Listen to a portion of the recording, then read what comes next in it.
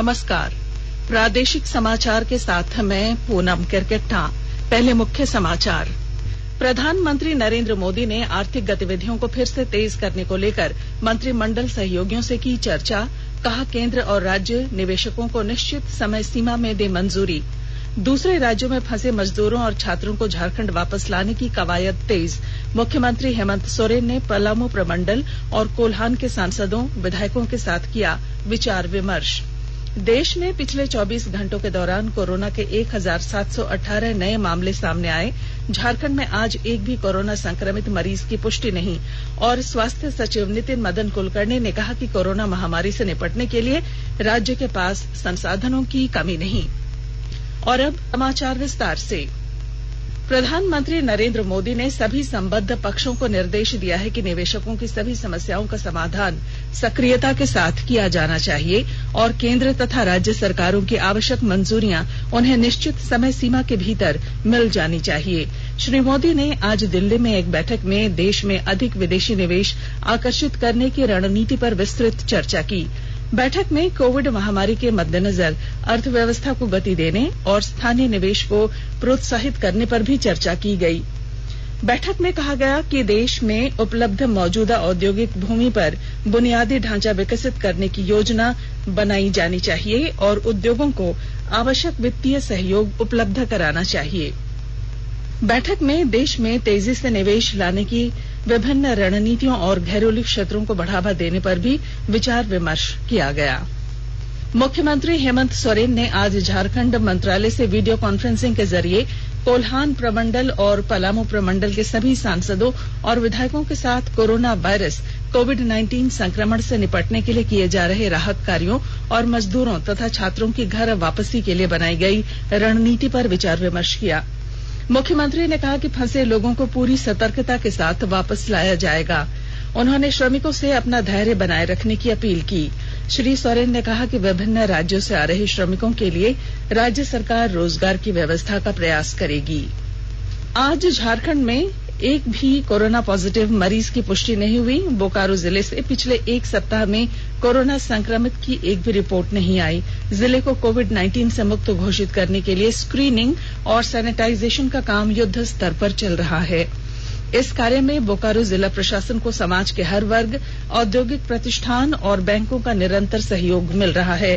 Bank of India ने आज 4 handy fogging gun जिला प्रशासन को दिया, जबकि और 5 आपदा प्रबंधन के तहत खरीदे गए हैं। दूसरी तरफ इलेक्ट्रो स्टील वेदांता ग्रुप ने 120 थर्मल स्क्रीनिंग गन उपायुक्त मुकेश कुमार को सौंपा है। इधर देवघर के दोनों कोरोना मरीज की रिपोर्ट आज नेगेटिव आई। इसके साथ ही देवघर जिला प्रशासन ने जिले को कोरोना मुक्त घोषित कर दिया है। गृह मंत्रालय ने स्पष्ट किया है कि विभिन्न स्थानों पर फंसे हुए छात्रों, प्रवासी मजदूरों, पर्यटकों और तीर्थयात्रियों के आवागमन को मंजूरी दे दी, लेकिन राज्य सरकारों को इनके आवागमन से पहले निश्चित मानकों का पालन करना होगा तथा ट्रेन और निजी गाड़ियों से यात्रा नहीं हो सकेगी। राज्य सरकारों को इनके यात्रा की व्यवस्था करते समय कुछ बातों का ध्यान रखना होगा। सभी राज्य तथा केंद्र शासित प्रदेश अपने नोडल प्राधिकारी नियुक्त करेंगे जो ऐसे फंसे हुए लोगों की आवाजाही के लिए स्टैंडर्ड प्रोटोकॉल विकसित करेंगे। संबंधित राज्य आपस में सलाह मशवरा करके सड़क मार्ग से यात्रा पर परस्पर सहमति बनाएंगे। जाने वाले सभी लोगों की स्क्रीनिंग होगी और एसिम्प्टोमेटिक पाए जाने पर उन्हें जाने की अनुमति मिलेगी। समूह में यात्रा के लिए बस का प्रयोग किया जाएगा। बसों को सैनिटाइज किया जाएगा और बस में बैठते समय सोशल डिस्टेंसिंग के नियम का सख्ती से पालन किया जाएगा। रामगढ़ जिले के गोला प्रखंड अंतर्गत सुदूरवर्ती देहात में रहने वाली महिलाएं झारखंड स्टेट लाइवलीहुड प्रमोशन संस्था से जुड़कर मास्क बनाने का काम कर रही हैं। इस क्षेत्र से सखी मंडल की करीब 1 दर्जन महिलाएं इस काम में लगी हैं, जो मास्क बनाकर भेज रही हैं। इस मामले में जिले के उपायुक्त संदीप सिंह ने बताया कि पूरे जिले में लोगों ने 15 एसएसजी ग्रुप चिन्हित किया है, जिनके द्वारा मास्क बनाए जा रहे हैं ताकि जिले में कार्यरत कर्मियों को मास्क दिया जा सके। हम लोगों ने अभी तक 15 ऐसे एसएसजी ग्रुप्स को चिन्हित किया है पूरे रामगढ़ में, जिनको कच्चा माल वगैरह उपलब्ध कराया गया है जिले से कोऑर्डिनेट करके। उनके द्वारा मास्क बनाए जा रहे हैं ताकि जो सरकारी जरूरतें हैं, पुलिस विभाग के कर्मी हैं, स्वास्थ्य विभाग के कर्मी हैं, बाकी सरकारी पदाधिकारी और कर्मी हैं, उनको मास्क दिए जा सके। 70,000 का एक ऑर्डर डिस्ट्रिक्ट उनको दिया गया है। इसका दोनों उद्देश्य है, एक तो कि उन महिलाओं को इस कठिन समय में लाइवलीहुड, रोजगार का भी साधन मिलेगा। 10 रुपए 11 रुपए जो मार्केट का रेट है उसके हिसाब से उसको ओपन मार्केट में भी बेचने की उनको अनुमति दी गई है और जिला प्रशासन के जो मास्क की आवश्यकता है उसको वो लोग पूरा कर रहे हैं। मास्क बनाने वाली महिला अनीता देवी ने बताया कि इस कार्य के माध्यम से कोरोना महामारी से लड़ने में सहायता करने में अवसर मिल रहा है और उनके लिए आमदनी का स्रोत भी बना हुआ है।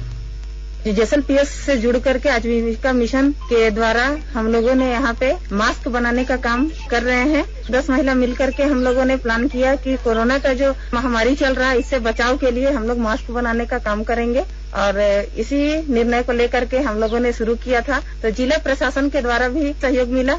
अब तक 15,000 मास्क बना चुके हैं और जिला प्रशासन को दे चुके हैं। ये जो मास्क बनाते हैं इसका मेहनताना भी हमें मिल जाता है, हम महिलाओं को पैसा का रोजगार भी हो जा रहा है और जो कोरोना का महामारी चल रहा है इसका बचाव का भी रुझान है कि हम लोग कैसे इसको बचाएं।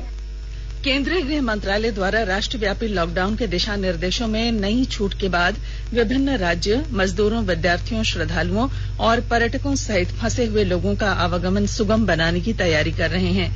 बिहार, झारखंड और कुछ अन्य राज्यों में फंसे हुए लोगों का रजिस्टर तैयार करने के लिए नोडल अधिकारी नियुक्त किए गए हैं। आकाशवाणी का समाचार सेवा प्रभाग आज हिंदी और अंग्रेजी में फोन इन कार्यक्रम में कोविड-19 पर विशेष परिचर्चा प्रसारित करेगा। यह विशेष कार्यक्रम आज रात 9:25 पर FM गोल्ड और अतिरिक्त मीटरों पर सुना जा सकेगा। श्रोता टोल फ्री नंबर 1800-115767 पर कॉल कर विशेषज्ञों से सवाल पूछ सकते हैं। टेलीफोन नंबर 011 जो दिल्ली का कोड है और टेलीफोन नंबर 2331-4444 पर भी सवाल पूछे जा सकते हैं। Twitter handle @AIR news alerts पर #AskAIR का इस्तेमाल करते हुए भी सवाल भेजे जा सकते हैं। आकाशवाणी के ताजा तरीन समाचारों के लिए आप हमारी वेबसाइट newsonair.com पर लॉग ऑन कर सकते हैं। ताजा समाचार ट्विटर @AIR न्यूज अलर्ट्स और Facebook page all India radio news पर भी उपलब्ध है। आप प्रादेशिक समाचार एकांश के ट्विटर अकाउंट @AIR News_रांची और Facebook page AIR news Ranchi के अलावा YouTube channel regional news unit Ranchi पर भी हमारे बुलेटिन सुन सकते हैं। देश में पिछले 24 घंटों के दौरान कोविड-19 महामारी से 1,718 व्यक्ति संक्रमित हुए हैं। इनके साथ ही संक्रमित व्यक्तियों की कुल संख्या 33,050 पर पहुंच गई है। स्वास्थ्य मंत्रालय के अधिकारियों ने आज नई दिल्ली में संवाददाताओं को बताया कि पिछले 14 दिनों के दौरान संक्रमित व्यक्ति का स्वस्थ होने का प्रतिशत 13.06 से बढ़कर 25% पर पहुंच गया है, जो एक सकारात्मक संकेत है। स्वास्थ्य और परिवार कल्याण मंत्रालय ने लोगों को सलाह दी है कि वे नोवेल कोरोना वायरस से अपने को सुरक्षित रखने के लिए सभी बुनियादी एहतियाती उपायों का पालन करें और सामाजिक दूरी बनाए रखें। एक रिपोर्ट। सरकार ने कहा है कि आवश्यक वस्तुओं की पर्याप्त आपूर्ति जारी है और लोगों को चिंता करने की कोई जरूरत नहीं है। लोगों को सलाह दी जाती है कि वे आवश्यक वस्तुओं और चिकित्सा सामानों की खरीदारी करते समय धैर्य रखें और शांत रहें। आवश्यक वस्तुओं को खरीदने के लिए बार बार बाहर निकलने से बचें। साथ ही लोगों से हाथ मिलाने और गले लगने से भी बचना चाहिए। बाजार, मेडिकल स्टोर और अस्पतालों में लोग कम से कम 1 मीटर की दूरी बनाए रखें। घर पर गैर जरूरी सामाजिक समारोह से बचा जाना चाहिए और घर पर मेहमानों को नहीं बुलाना चाहिए। लोगों को अपनी आंख, नाक और मुंह छूने से बचना चाहिए और लगातार हाथ साफ करते रहना चाहिए। हाथ को दोनों तरफ से कम 20 सेकंड तक रगड़कर धोना चाहिए। यदि कोई व्यक्ति खांसी या बुखार से पीड़ित है तो वह दूसरों के संपर्क में आने से बचे और डॉक्टर से तुरंत परामर्श ले। स्वास्थ्य मंत्रालय ने कोरोना वायरस के बारे में जानकारी के लिए एक टोल फ्री नंबर 1075 जारी किया है। इधर राज्य सरकार की ओर से भी कई दिशा निर्देश जारी किए गए हैं। इस सिलसिले में सरकार ने हेल्पलाइन नंबर 181 जारी किया है। सरकार ने कहा है कि कोरोना वायरस से संदिग्ध तौर पर संक्रमित कोई व्यक्ति पाया जाता है तो इसकी सूचना 0651 जो रांची का कोड है और टेलीफोन नंबर 2261-000 तथा 2261-002 के अलावा फैक्स नंबर 2261-856 और मोबाइल नंबर 9955837428 पर दी जा सकती है।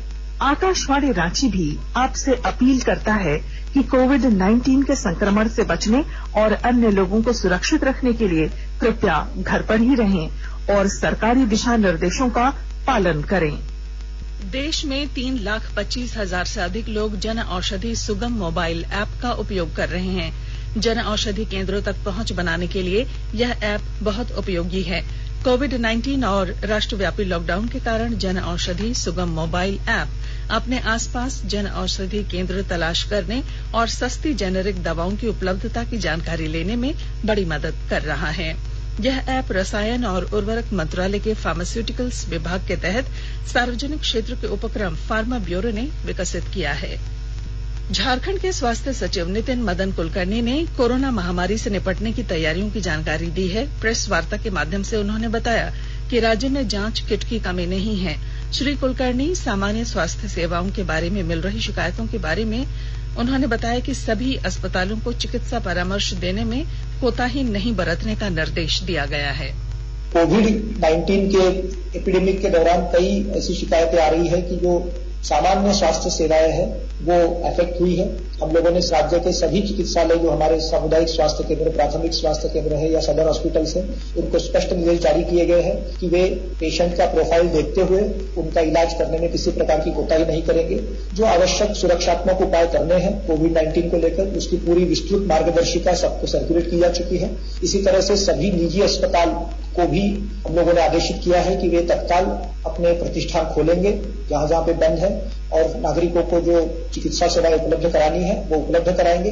जो सुरक्षात्मक उपाय करने हैं उसका वो निश्चित रूप से ध्यान रखें। गिरिडीह जिला प्रशासन किसानों की समस्या दूर करने के लिए गंभीर है। उपायुक्त ने धान बेचने वाले किसानों को 6 दिनों के भीतर 7 करोड़ रुपए भुगतान सुनिश्चित करने का आदेश दिया है।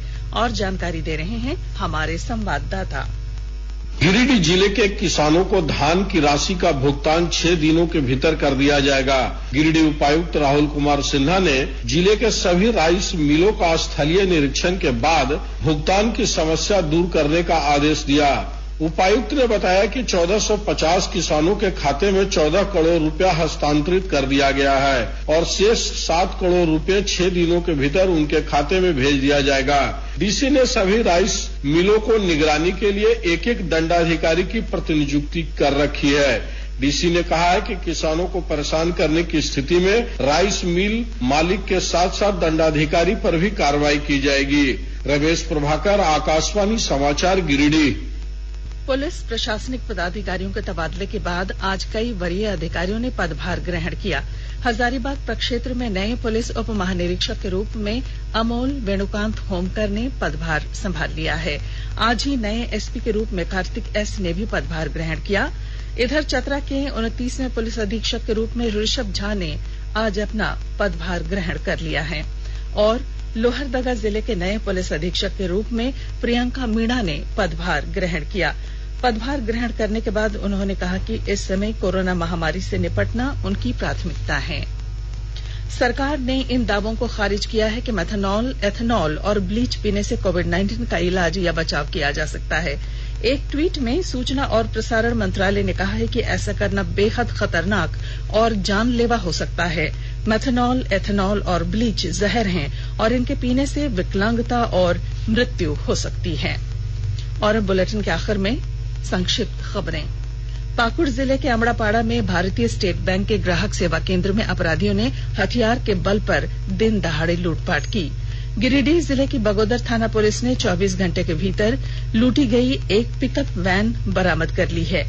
और गढ़वा जिले के रमना थाना क्षेत्र के बहियार खुर्द में पुस्तैनी जमीन विवाद में एक व्यक्ति की हत्या कर दी गई। और अब बुलेटिन के आखिर में मुख्य समाचार। प्रधानमंत्री नरेंद्र मोदी ने आर्थिक गतिविधियों को फिर से तेज करने को लेकर मंत्रिमंडल सहयोगियों से चर्चा की। कहा केंद्र और राज्य निवेशकों को निश्चित समय सीमा में दें मंजूरी। दूसरे राज्यों में फंसे मजदूरों और छात्रों को झारखंड वापस लेने की कवायद तेज। मुख्यमंत्री हेमंत सोरेन ने पलामू प्रमंडल और कोल्हान के सांसदों विधायकों के साथ किया विचार विमर्श। देश में पिछले 24 घंटों के दौरान कोरोना के 1718 नए मामले सामने आए। झारखंड में आज एक भी कोरोना संक्रमित मरीज की पुष्टि नहीं। और स्वास्थ्य सचिव नितिन मदन कुलकर्णी ने कहा कि कोरोना महामारी से निपटने के लिए राज्य के पास संसाधनों की कमी नहीं। और इसके साथ ही आकाशवाणी रांची से प्रादेशिक समाचार का ये बुलेटिन समाप्त हुआ। नमस्कार।